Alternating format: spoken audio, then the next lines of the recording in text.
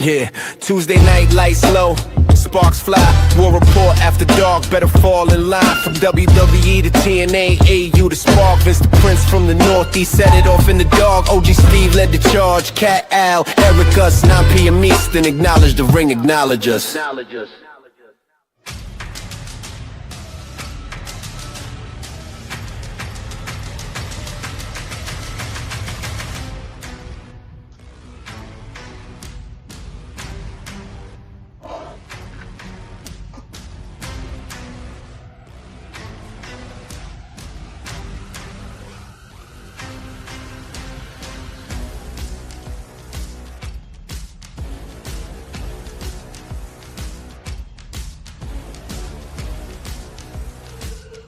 All right, welcome everybody to another edition of the War Report After Dark Special Edition. Tonight, break down SummerSlam Night 1, biggest surprises, winners, losers, storyline implications, and of course predictions going into Night 2, which gets underway in a little less than 2 hours. So thank you guys for joining us and welcome everybody to a special edition. How you guys doing? I'm great. Tired after last night, but I'm ready for night 2. What did you say? I said I'm tired from last night, but I'm ready for night 2. I got you. You know, it's one of those things. I don't really love the fact that they start these things at 6 o'clock on a Saturday, more so selfishly because I work. But it is nice that it ends earlier. You know, it's, I think if you started on time, it was over by 9:30. So, I mean, that's not too bad. I didn't get to finish it till almost midnight, but how we feeling about night 1? I stayed off our chat because Lord knows I figured something was going to get ruined. And so I caught up. I caught up after. And of course, conspicuous by his absence, the chairman, who talks a lot of shit. And one thing that caught me, that he was talking shit about the fact that the world title was not the main event. And I want to start off by saying this. I usually would agree with that. There should be nothing more important than your world title being defended in the main event of a show like SummerSlam, WrestleMania, Royal Rumble, the core 4, right? Mm-hmm. But there's an exception to every rule. And after watching the entire show, as good as I thought CM Punk, Cody Rhodes was, they were never going to be able to outshine Oba Brock Hell in the Cell in Minnesota, potentially Brock's final match. So I feel like they made the right choice, and it had to be your main event. So I want to start off there. Do you guys agree, or do you think Sam is right? Because personally, I think he's an idiot, and I don't understand why he even watches, because he does nothing but shit on the product. I mean, we all have our things that we like and we don't like, but he is negative 100% of the time. And I mean, he's not like he's. Around. It's not like he's working for them. I did. Technically your fault. I did. That's on me. My bad. That's on me. Listen, I heard CM Punk bitching about this in the post show too. Oh, some people have it written in their contract that they're their main event. It's a Hell in a Cell. They're tearing the ring mat up. It was the last match. It's Brock Lesnar's, and also, I hate to say it, but Cody Rhodes very over, CM Punk very over. The star power of both Brock and Oba is bigger than both of those guys, which is not saying 100%. That they're not big stars, but like the locate, everything, all of the stuff that has to surround it, especially with the finish they gave us. If they gave us Cody Punk with Orton interfering as the last thing we saw last night, we wouldn't have given a shit. No. Awful. Yeah, I think it was smart to separate that from Roman and Rollins and have them on separate nights, because that's going to be the most focus for tonight. And I think if Oba Brock was booked on the same night, it would have been a disaster. You wouldn't have gotten the feel from the crowd the way you did. So I think it was a smart move, and I do think They made the right decision by having it the main event. And not to mention the fact, let's just acknowledge the fact that Brock Lesnar wrestled an entire match for 13 minutes. Yeah. That's And a long time for him. And full throttle, too. Correct. You know what I mean? And did not go on first, by the way. So, let's start with that match. We don't have to go in any particular order, but I thought it was very well done. I thought the callback to the Taker Brock Hell in the Cell matches, yes, with ripping up the apron and exposing the wooden planks, hasn't been done since that Hell in the Cell, so it was kind of paying homage to that. And then, of course, Brock about to do an F5 to Oba and turns it into a tombstone and sticks the tongue out and does the whole thing. I thought there was something very poetic to it, and I liked it a lot, especially when it comes from somebody like Brock Lesnar. And the sit-up laugh, too. He did the sit-up and laughed right in Oba's face, just like him and Taker. That was amazing. Yeah, it really was well done, and I thought both showed why they needed to be the main event. And what got me more than anything was the end. After the match was over and Oba's in there celebrating and Brock comes back and goes to shake his hand and says, forget it, and hugs him. I mean, you just don't see shit like that from Brock Lesnar, and then grab the mic and put him over. Pass the torch to Oba. And in my eyes, did everything to retire except say the words. I think I really think this might be it. I think they left the door open. But he retired. He already retired. This was him coming back. He done retired. He retired at WrestleMania. Yeah. You guys, good afternoon, most of all. How's everybody doing? What's up, sir? Oh, this is your pilot, Al, speaking. Do you think that they might have left it open for him to maybe have a retirement, leave the boots in the middle for like a Raw, like tomorrow night or something? You think that could be open for that, or you think it's over? I honestly think that's it. I don't think we're going to see Brock again unless he comes back to face Gunther. I think if there's a match to be had, I think that's the match, and that could be at a future Rumble, SummerSlam, or Mania. I feel like that's got to happen at one of the core four. But as of right now, I don't think we see Brock again until that happens. Last night I was thinking about it. Not last night, I'm sorry. I saw it right before I went to go see Spider-Man this morning. And I was thinking it would be cool if they were to do, he leaves the boots, speaks to the public, they give him his last goodbye, and all of a sudden Oba's music hits, and Oba comes out with that world title that they made for Brock Lesnar, the one he won his first time around, whatever the replica goes, puts it on his shoulder, lifts his hand up, and that's how Raw finishes. I think that would be amazing. Because that's just Oba paying it back to him because he put him over. I think it would be nice. I don't know. I feel like Brock did what he did last night, and I think that's going to be That's all Brock's good for doing farewells. I can't see him getting the big farewell in the ring and all the wrestlers coming around and telling stories of Brock Lesnar. That's just not not Brock's deal. That's not Brock's thing. So definitely not. Yeah, I agree with that. I think that was it. I think that was totally it because this could be the last time we see Brock until he's inducted into the Hall of Fame. Which it's like next Mania because they shouldn't wait long for this guy. I agree with that. So we'll have to see where it goes. So Oba Brock, I thought was a home run. I want to be clear. I think night one was a home run all around. I thought every match delivered. With the exception of one. We got some of it wrong in our predictions, which I'm happy about, right? Because you don't want it to be too predictable. That first match with Liv and Io Sky was fantastic. Fucking amazing, bro. Amazing. It was great from start to finish. The finish of the match I thought was spectacular. I was shocked that they didn't give it to Io and that they kept it on Liv. Not that I'm upset about it, but now where does Io go from here? What do you do with Io now is the question. But I do think either way, whether Io won or lost, the match was fantastic. And what a great way to start the show. I agree. Absolutely. I wasn't upset with that match at all. But I tell you what I really did like, though.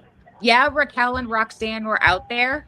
Io took care of them relatively quickly. I like that Liv essentially won that match clean. Yes, correct. Yeah, that's true. That's why I wasn't upset that she kept the belt. Exactly.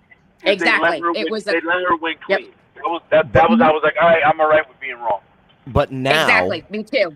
What they need to do is she spent the first 100 days of her reign without defending that title, which technically, if Jack Tunney was still the president, she would have been stripped of that title 70 days ago. You know what I mean? If we still had J.J. Dillon from WCW, she would have been stripped of that title. But no, we've got Aldis and what's his tits over there, Adam Pearce. No, I like. Here's the thing. I have no problem with the finish if she's going to defend the title and they're going to do something with her. That's I think they will. The other thing, the question is, what are they going to do with Io? That is a tough answer because it seems like the only Japanese female wrestler they give a shit about is Asuka. And the other ones are like, all right, well, you can do stuff, but like... Io's had a phenomenal run, though. Well, Io could also now, because of the vendetta with the Judgment Day, she can go after Raquel Rodriguez and take the Intercontinental title. She's feuding with the Judgment Day anyway. I don't see them taking that away from her. I was just going to say that too. Like I don't disagree with that. I don't disagree with that being the next feud for Io, but I definitely don't see them taking the belt off of Raquel this quickly. I mean, it's been this long for her to get it. It doesn't even have to be quickly. It could be a long. It could be a decent amount of time storyline feud between the two of them. Right, she could start beefing with Roxanne first, and then eventually. Right, get through Roxanne to get to me, kind of thing. Yeah, like exactly. Survivor Series or something like that, Royal Rumble. Right. Yep. I didn't. Like I said, I was talking like a title defense tomorrow night or anything. We don't need her. We don't need Raquel to be a Sami Zayn, but. Right. Nah, she's not going to be a Sami Zayn.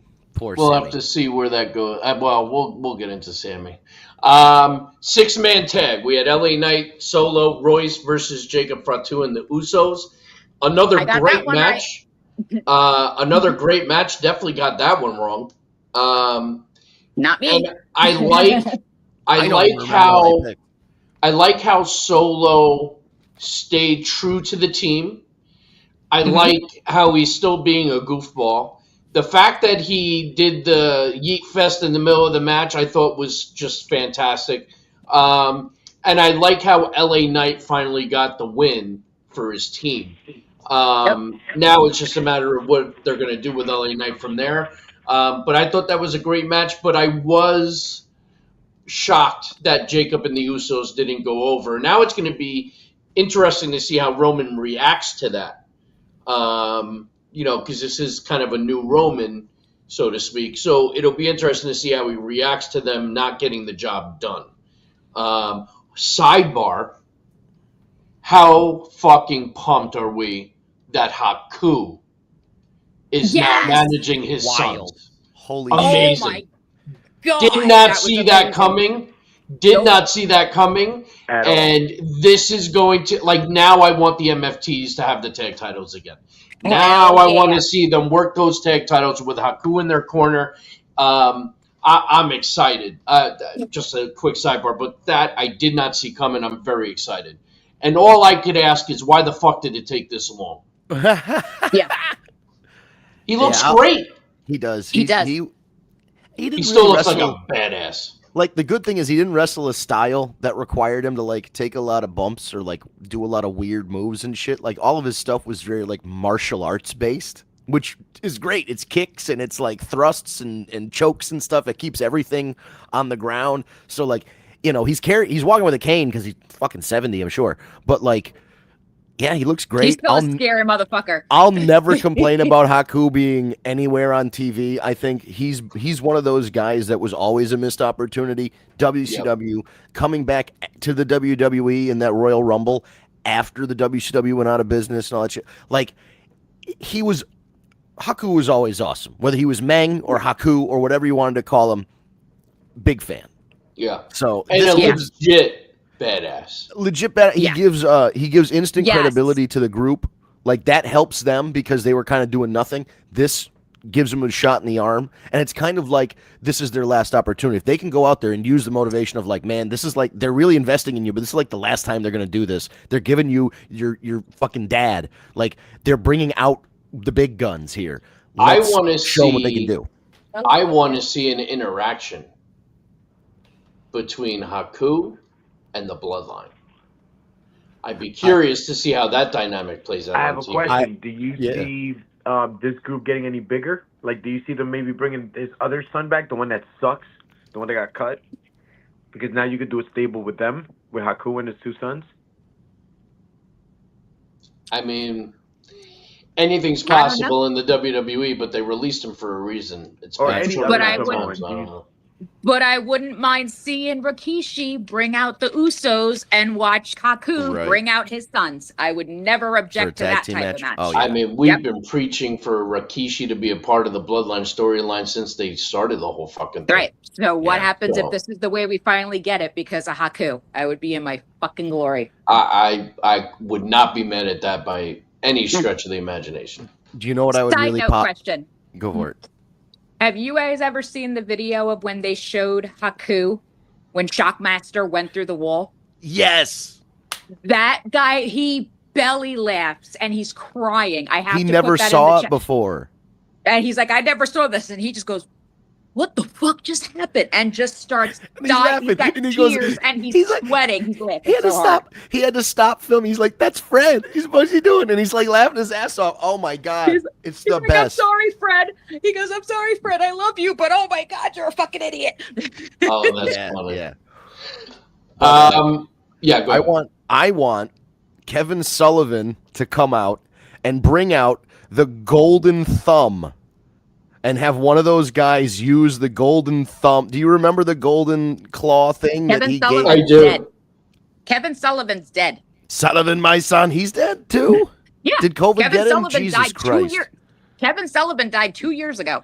Where's what about then? No. What about Prince? Then King Curtis Iakea? No, he's dead too. Oh, Iakea's dead too. Yeah.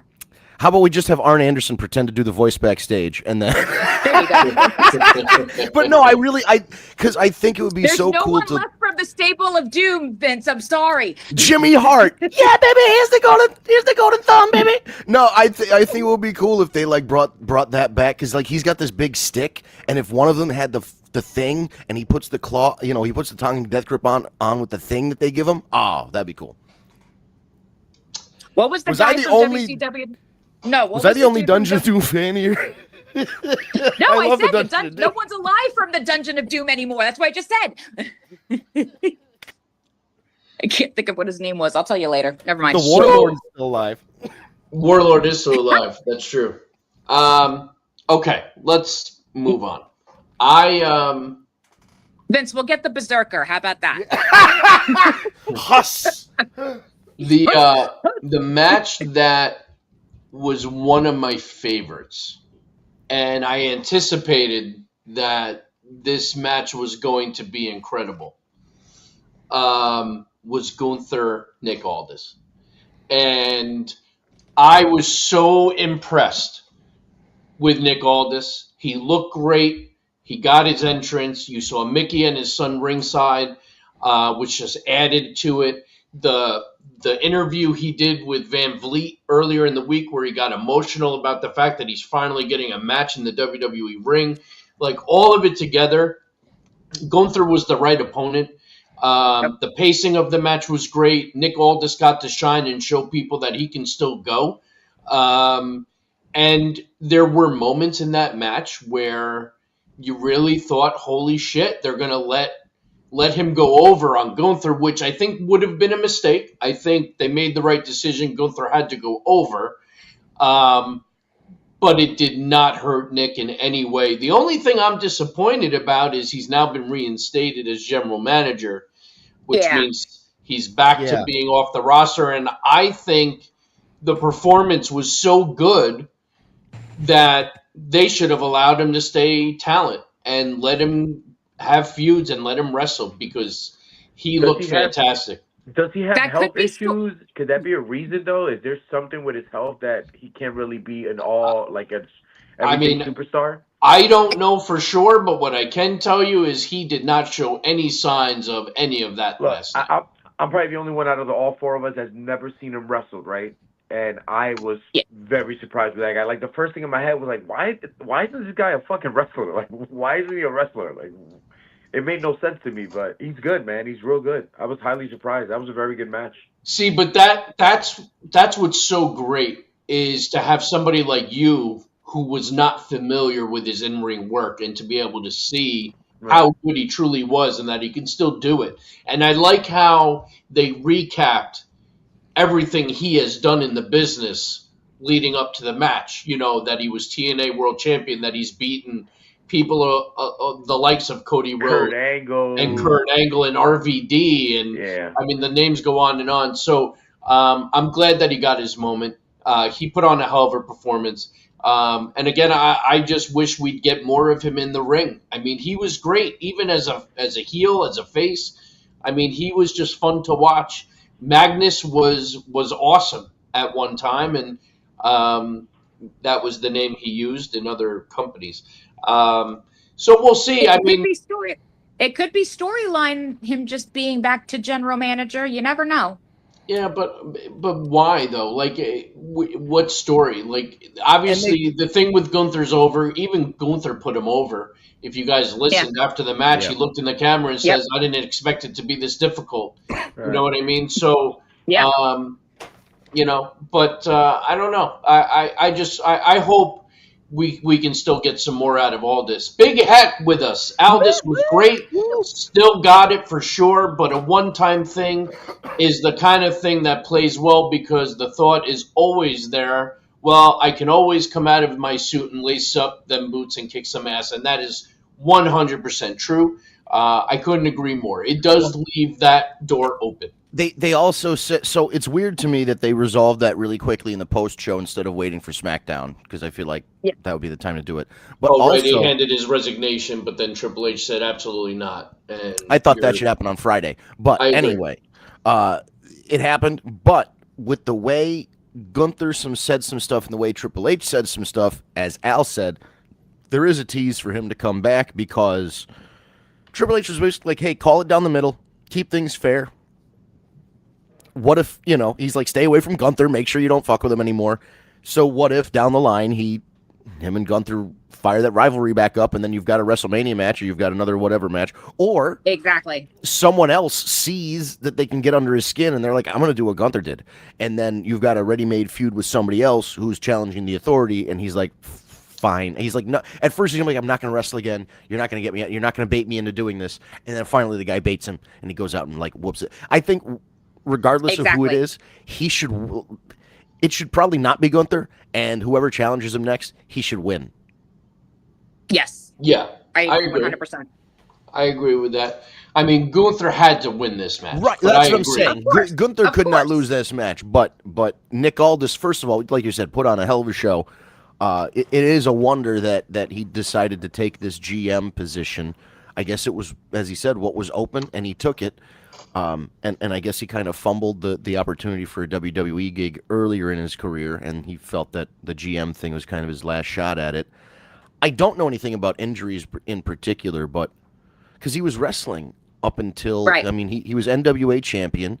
He lost to Cody, then he got it back at the first All In and held it for a little while, and the next thing you know, he's up on fucking, general manager role. So it seemed very sudden. So unless something happened where he got a diagnosis very quickly and kept it private and took that job, but I mean, based on what we saw, I think he can still go. Absolutely. He impressed the hell out of me. All right. So if there was a low spot of the night, and let me say this. The match was set up to put over Fatal Influence. And I think that match succeeded because Fatal Influence looked great. The Bellas and Paige looked like shit. I could have done without the match, to be honest with you. Once again, another Bella gets hurt. It looks like Brie, and that's not, listen, you never want to see anyone get hurt. You didn't want to see Nikki get hurt. Now you got Brie hurt with what sounds like a pretty bad shoulder injury, which is going to put her on the shelf for a while. You don't want to see anyone get hurt, but at the same time, it's like every single time these girls have a match, one of the two gets hurt. And now you set up this big heel turn, which we all called on this show last week. We did say if there was going to be a heel turn, it was going to be Nikki Bella and Brie, and that's exactly what happened. They blamed Paige for everything, and they turned on Paige. So now it looks like you're going to have a singles feud between Nikki Bella and Paige because Brie is now going to be out of the picture.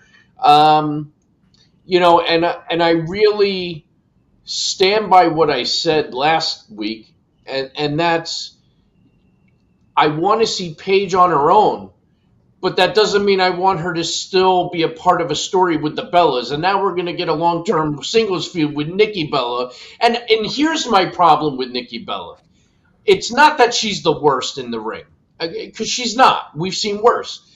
But what drives me crazy is she'll do every move, no matter if it's a punch, if it's a kick, it's one move, and then she plays to the crowd.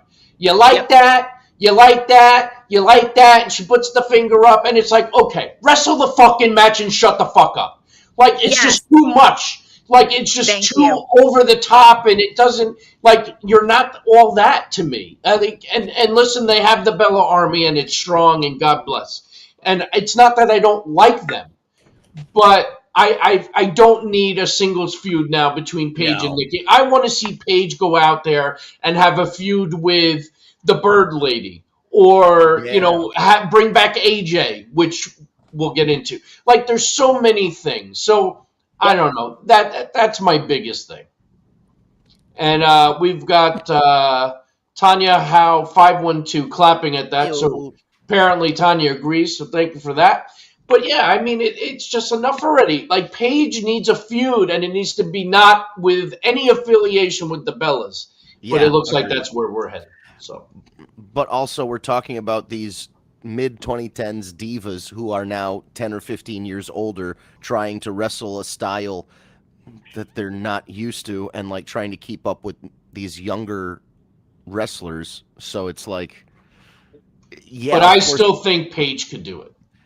The problem is Paige is so much better than Nikki and Brie that 100%. The match, I don't know that she's going to make Nikki be able to look as good and get through a match. You know what I'm saying?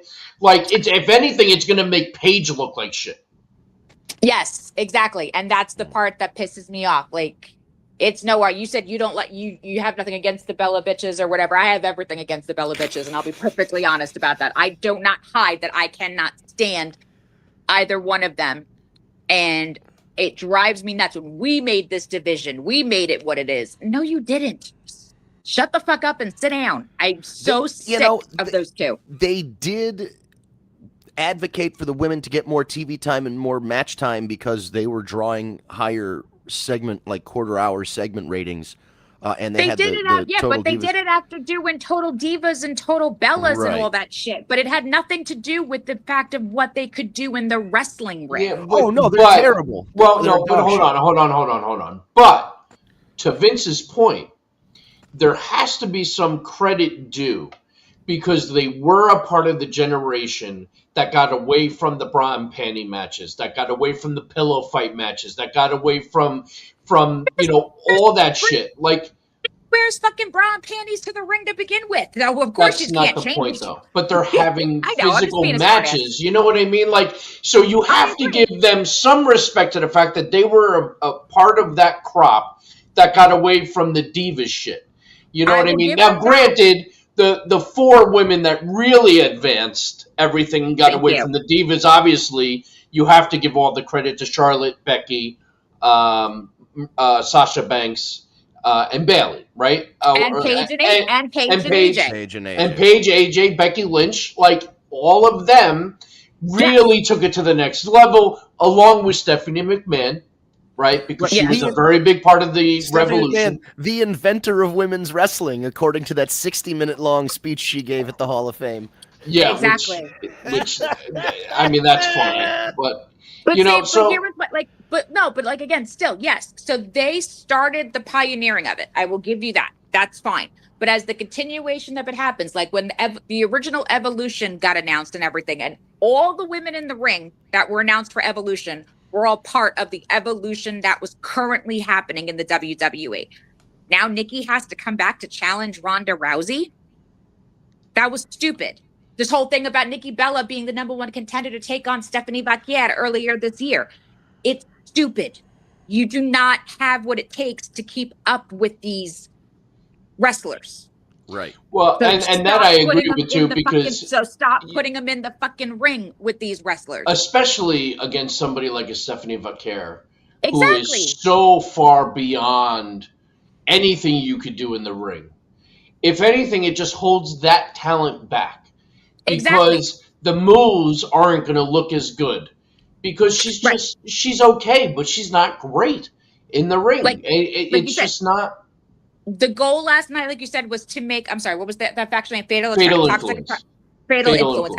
I always say toxic attraction. I think of it's very similar. Yeah. Very similar. Those three did not need the Bellas to make them look good. I agree. So that's where my issue is. And not for nothing, if you can hear all the audibles and all the calls that are happening on your live television while the match is going on, you have no one invested. You could hear every single thing going on during that match because nobody gave a shit whenever the Bellas were in the freaking ring. I didn't hear any of it. I didn't hear the calls, but you can hear you hear Brie and Nikki talking to each other, and like she was asking. Nikki was outside by the corner of the ring. Brie, are you okay? Are you okay? And she goes, no, it fucking hurts. You can hear it. Well, but that could be just advancing story too. I mean, that's no, it's after when Brie hurt her shoulders is what I'm talking about, though. Oh well, yeah. You know what? That still advances the. You're catching it. I think because it was real, they're like, we gotta, we're gonna catch some of this audio. Right, but that was the thing. The whole match or whatever you hear, it just like I said, it reminded me too much of the Divas days of wrestling, so it pissed me off. Yeah, but they're gonna use that audio in season 4 of Unreal. So I got a text from Johnny Ace saying Brie Bella tore her shoulder. You know what I mean? And they're gonna have all little squares. It's gonna be a square of Triple H's face. Of all people, you have to use Kathy Laurinaitis' ex-husband. I know. That's why I felt it was appropriate. But no, it's just. Also, I had to look it up. No knock on women's athletes, but they are going to be 43 years old in the fall. Both the Bellas. Ugh. And as a 39-year-old guy who knows sometimes when I just go to walk and pick something up, it hurts. I can't imagine being a pro wrestler at 42 and then also being like, having shit, they had kids. You know what I mean? Like all of this other stuff on top of it. And now you're trying to wrestle at almost 43 years old. Like, I appreciate you wanting to go out there, but why? But in the defense of that, Trish Stratus can come back and still look good doing it.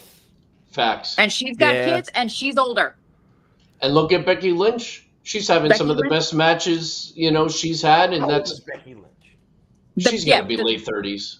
Yeah, Alexa Bliss. I don't know how old Alexa Bliss is, but she's a mom on the road and everything that. And but they're not 43. Okay, Becky's 39. Okay, so Trish is how old? Trish has got to be in her late 40s, if not early 50s. Right, that's what I was thinking. Oh, that's fine. It could be early 50s. She's got to be older than me, and I'm 46.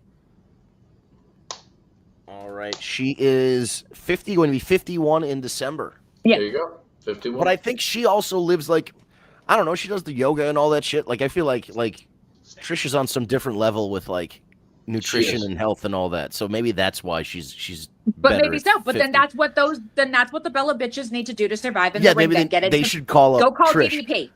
Go call DDP. The fact that a Bella twin got injured in this match didn't surprise me. Like, it sucks that it happened, and it also sucks that it happened to the opposite one. So now it's like, oh my God, we got one and not the other one. What the hell are we doing?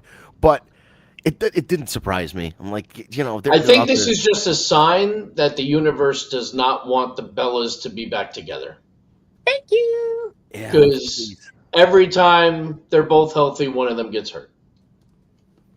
That is the truth. They're twins. It should be happening at the same time. That's fucked up. Cody Rhodes, CM Punk. So here's my take on that one. I thought that was a true wrestling match. That was a true pro wrestling theatrical match from start to finish. I thought that was one of the best performances we've seen from CM Punk since his return.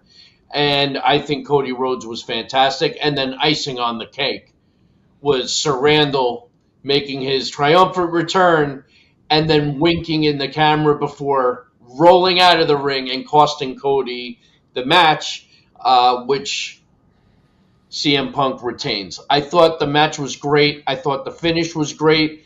CM Punk should never do a moonsault again because he completely missed. He almost killed Cody Rhodes, too. Yeah, he did. Did you see CM Punk pooped his pants? Did he? Yes. I did you see see the the little picture? streak. He had a streak in his pants. He had a little Dusty Rose dot. My muffler fell out, baby. I didn't see that. He definitely but did. I thought the match was great. I love the finish. Now, here's the question. That's why he changed his clothes, Vince, for the after show. Well, you'd have to. Where is this going to go now with Cody and Randy? So now you're going to redo the feud because the first go around sucked, and you're going to do it without titles? Or Pat McAfee. No Pat McAfee either. Well, yeah, no, you can't have Pat McAfee. So I got a text from Big Heck at 3:43 this afternoon, and I quote, "Orton running in reopens a story that they botched the first time. Why are we going back to it? There's no belt, so what's the purpose and what will it serve? Are they going to retell the story they originally wanted to tell, but without the prestige of a fucking title? Yeah, that'll work. What the fuck?" So is he right? Can this feud mean as much without the gold? And I was giving that some thought because part of me agrees with Heck. But then the other part of me says this is a great way to keep both Cody and Orton away from the world title. Yeah. And now you put the rocket ship back on Oba. See, I wonder if Oba should just come out and beat CM Punk like Diesel beat Bob Backlund. 3 seconds? Just 3 fucking seconds. powerbomb the fuck out of him and then pin him, and then that's just it. It would put him over big. But the other thing I'm thinking is, what if Randy Orton, in his chase to beat John Cena in the world title count before his retirement, is the one that beats CM Punk, and then you do eventually have Cody and Randy for the title, because there is a lot of history also between Punk and Orton. Maybe as a pit stop in between having your big blow off between Cody and Randy. Here's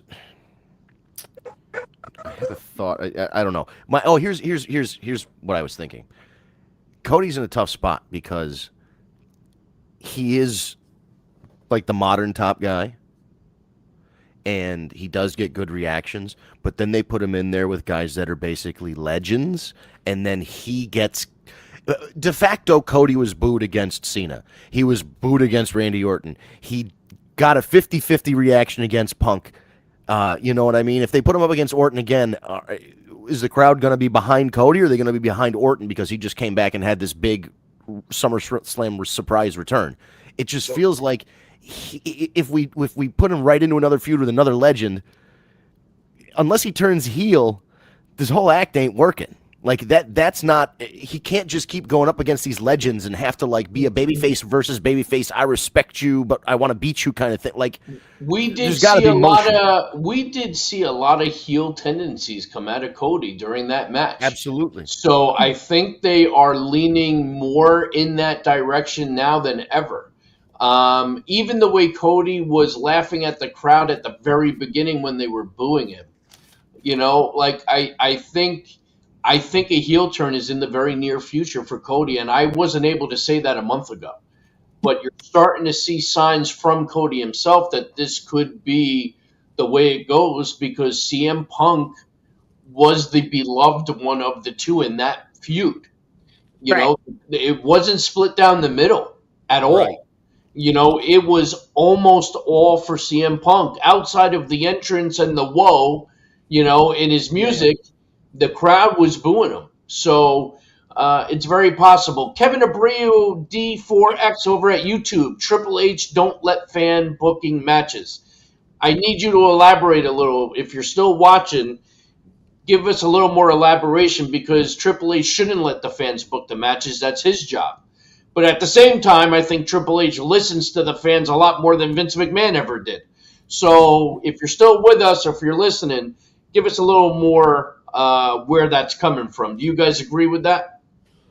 No. And then I was going to say one thing too, because like what Vic Heck said to you about letting, you know, Randy Orton and Cody Rhodes happening again without a title. If you go back to like when they were part of the Legacy, and if you make this whole story like how they've been doing with Seth and Roman, like these chapters explaining everything that has transpired between these two for the X amount of years, even without the gold, you could say which one of us is the better man from that group to make that story work.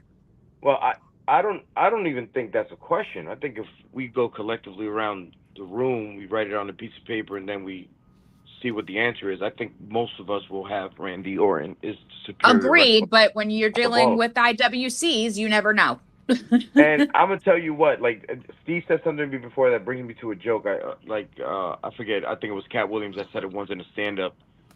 So Cody Rhodes is a fully loaded Chrysler 300, and he looks like a phantom. He really does. I remember this bit. Until a phantom wrestler, Mm-hmm. a goat like a Randy Orton, a John Cena, a Rock, et cetera, pulls up next to him, and you're like, oh, I forgot. That was a Chrysler 300 fully loaded. So that's the way I see Cody Rhodes when you put him at, like, he's not that, right? Yes. Is he a great superstar? Absolutely. Is he one of the greatest? Hell no. So there's a difference between a great superstar and being one of the greatest, in my opinion. He's not. Cody is going to go down as one of the greats. I'll have to wait for that, because for me, he's not. Like, he's not even a top 10 wrestler for me. You are in the minority on that one, and I'm not saying that I don't disagree. I'm just saying in general, you are in the minority on that one. The irony of that, I'm the minority anyways. That's true. That's true. All right, so we're getting close to the top of the hour, and everyone's going to have to start getting ready for night 2. So on that, night 2, we got Roman Seth, we got Penta Gable, we got Williams Corbin, we got the ladder match with the women, which I think is going to open the show, just a guess. Yeah. And I think that's all the matches we have for tonight. So what am I missing? Oh, yeah, Danhausen. Right. Danhausen, very evil, good call. very nice. Right. That's right. Human money's on a pole match. Human money's on a pole match. On a pole. Did you guys see at Fanatics Fest, Danhausen rolled up in an ice cream truck that was completely Danhausen, and they had a spindle wheel, and it said either very nice or very evil. And if you landed on very evil, you were given a Danhausen evil ice cream bar that was covered in tahini and chili pepper. And if you got very nice, you got a very delicious ice cream bar. I would have been okay with either. Sounds good to me. I was going to say, I want the evil one. I kind of would have wanted both of them. But I thought that was very cool. I love all the attention Danhausen's getting. Steve, didn't you learn anything from the one chip challenge? Hey, listen, I survived. Yeah. I survived, and I was a champion. People died from that, so you really survived. That's right. I didn't even have a beverage. Wow. Nothing. My ass fell out, but that's another story. But outside of that, oh my God, I can handle heat. Are we picking who we think's gonna win tonight? Yeah, so let's start with Roman Reigns, Seth Rollins. I got to go with my gut, and I'm going to say that Reigns retains the title. That's right. Yeah. Acknowledge your tribal chief, sir. It's gotta Zilla be. too. Oh. He's still betting on Zilla showing up tonight.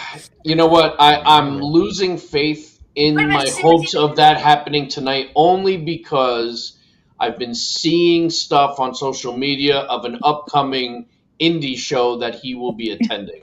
And I feel you can correct Steve. Go ahead that he forgot one. Go ahead. Sami Zayn and Finn Balor. Oh, you're right. I did forget about that one too. It's probably because I don't really give a shit. Number 1 contenders match. That's right. Yep. I forgot. But And you you know think- what? I shouldn't say I don't give a shit because I'm glad they at least found something for Sammy to do. Because like we said, you can't have a SummerSlam without Sammy. Hey, look, Steve, you got him in. That's you got right. him in. Pen to Chad Gable. I'm going with Chad Gable. I think he's winning Agreed. the IC title tonight. And that match has all the potential of stealing the show. You got Trick Williams, Baron Corbin. As much as my gut is telling me Trick Williams, I'm starting to think now maybe it's got to be Baron Corbin. And I'm thinking there might be a title change tonight. I think maybe Baron Corbin and then maybe Carmelo interferes and that's how Trick loses. I don't know. I feel like something's going to happen, but I feel like Baron Corbin is either going to win or there's going to be shenanigans that makes it like a DQ or something where... Yeah, the other day on Tuesday, I mentioned that I thought it was weird that Baron would come back, challenge for a title at his first big event back, and then lose. But I also was of the mind that Trick Williams really shouldn't lose. I was like, why are we doing this match right now? If you're going to build up Baron Corbin to take the title off him, it really shouldn't happen in his first big match back. But Steve is making a very good case, and I think over the last 5 or 6 days, my opinion has shifted to Steve's, where I think Baron Corbin might be taking the W home. Shenanigans could be in order. There could be interference and all that, but I think you might be onto something. Yeah, I do, and I like the new music. I like his attitude. I'm a fan of Baron Corbin. I've always been a fan of Baron Corbin. I always liked him, and I'm glad they're giving him another opportunity. And I think you got to get out the gate strong. And I think a title run is in order. So it'll be interesting to see how that plays. But yeah, I'm going to go with Baron on that one for sure. Yeah, I completely agreed. I'm with you, Steve. I am a fan of Baron Corbin. I just feel like every time they give him something, he does whatever he has to with it, you know? Yeah. Time around. And that's the thing, right? You can't have him come back and lose and then put him in that losing streak from a big event like a SummerSlam. Nothing's going to happen to Trick Williams if he loses that title. He's still going to be, his lemon pepper stuff. Right. So going to be. He's still going home to Lash. He's fine. Right. Yeah, I think he's going to. Well, speaking of Lash, so we got the women's ladder match. So we know that Lash is in it, Chelsea Green, Tiffany Stratton, and I believe Charlotte Flair. And there's still a surprise entry, which I think we all agreed the other day it's going to be AJ. I'm going to go with my heart on this one. And I'm hoping to God that Chelsea Green walks out as your interim champion. That would be nice. Yep.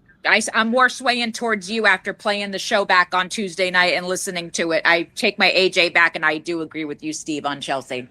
AJ doesn't need the win. And it's not like she's going to take a pin, I want Correct. Chelsea to win. Well, no one's going to take a pin. It's a ladder match. Well, that's what I'm saying. What? My dark horse is this girl Lashley. I think Lash is my win.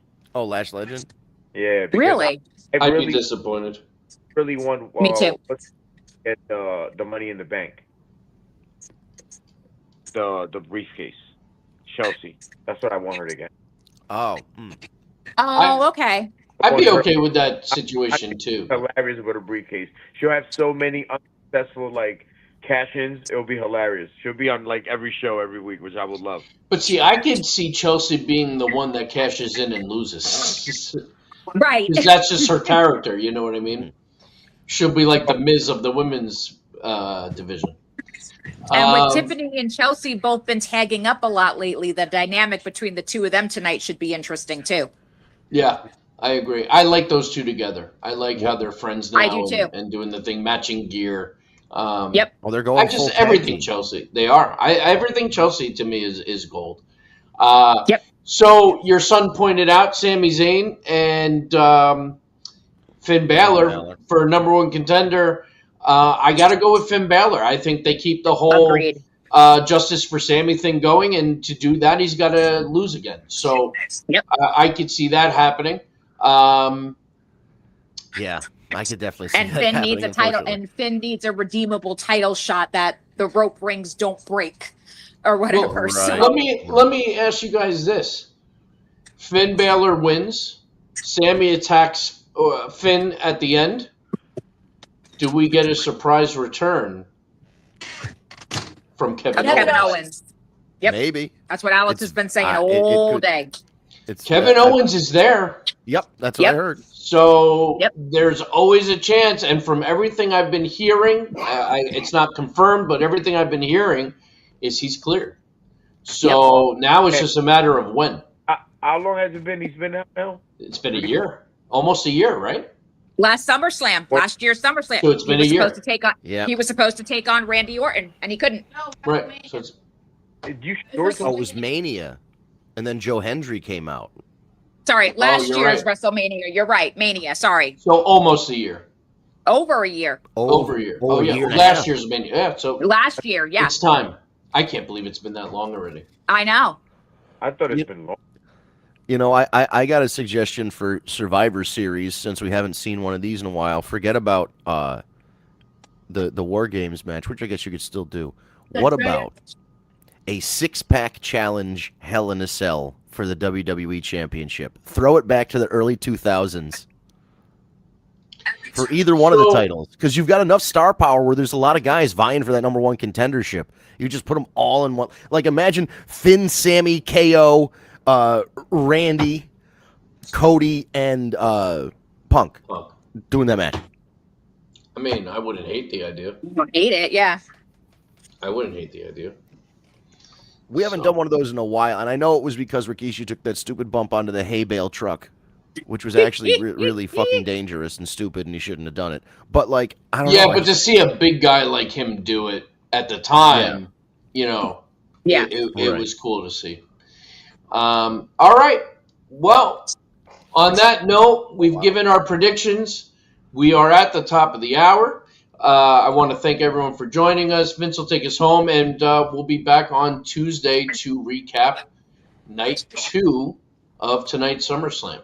Yes. And on that note, Vince, take it home. Tuesday, 9 p.m. Eastern, another edition of the War Report After Dark, live on Facebook and YouTube. So if you go wherever you're watching right now, just come back. 9 p.m.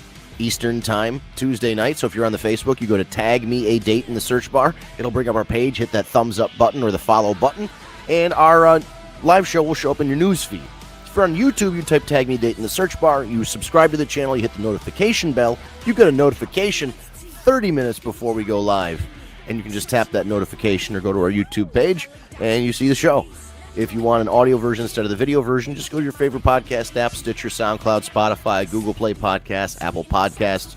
Type in Tag Me a Date, type in the War Report. You'll see our logo. You'll see our name in the description. Just hit the subscribe button. Between the shows, either Steve or Ryan will grab the MP3 file and just upload it right to the podcast thing. So as long as you're subscribed, it'll just upload right to your phone or your tablet so you can take it with you while you're driving or cooking or doing laundry or going to the gym, whatever it is. If you're watching this WWE SummerSlam pre-show that I had on in the background that has been absolutely nothing for 2 hours and no matches have happened, you can listen to our podcast instead, because at least we'll talk about stuff. And otherwise, follow us on social media at Tag Me a Date, and most places on Facebook, YouTube, Twitter /X, and Instagram. On TikTok, it is The War Report Podcast. It's all that. The War Report Podcast. You'll see the page pop up. Hit that follow button. On social media, we post reels and shorts of what we talked about leading up to Tuesday's show. So we'll be back Tuesday, 9 p.m. Eastern for another edition of the War Report After Dark. Thank you to everybody, Hector, Tanya, Kevin, everybody else in there. We will see you Tuesday night. Have a great SummerSlam.